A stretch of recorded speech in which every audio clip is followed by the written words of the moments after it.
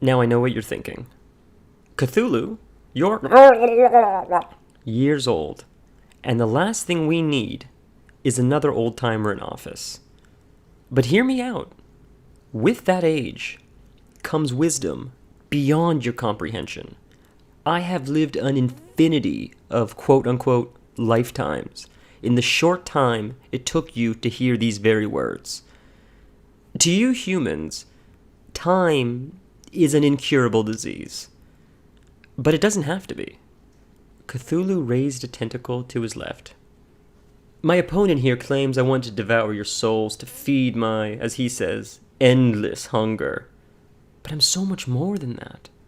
If elected, I promise to focus less on fossil fuel and instead focus on more renewable sources of energy, like wind, solar, human sacrifice.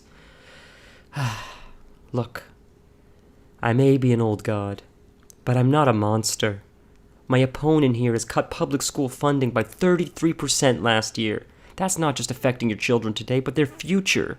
A future that I can see. Cthulhu looks to the crowd. You know what? I'll be frank. I can trick you guys. Use mind-controlled techniques. All the tricks of the trade we know my opponent will use. But instead, I hope that you will see I'm here to work in the interest of the community. A vote for Cthulhu is a vote for... Thank you. Now I'll open the floor for questioning. Cthulhu lifts a tentacle from his face and points to the crowd. Yes, you there in the red blazer, what's your question? A tall woman stands up with a black fountain pen and a leather-bound notebook. Yes, good morning, Mr. Cthulhu. I'm Tanisha Roche with the LA Times. Sources say you've never filed taxes due to your elder god status. Do you care to comment?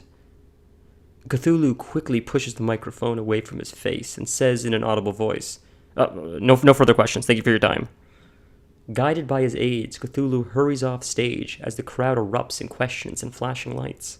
Cthulhu has lived for an infinity, consuming planets and galaxies in the time it takes mere mortals to blink. He never knew defeat. But even an elder god must learn that the only thing in the universe that is absolute are taxes.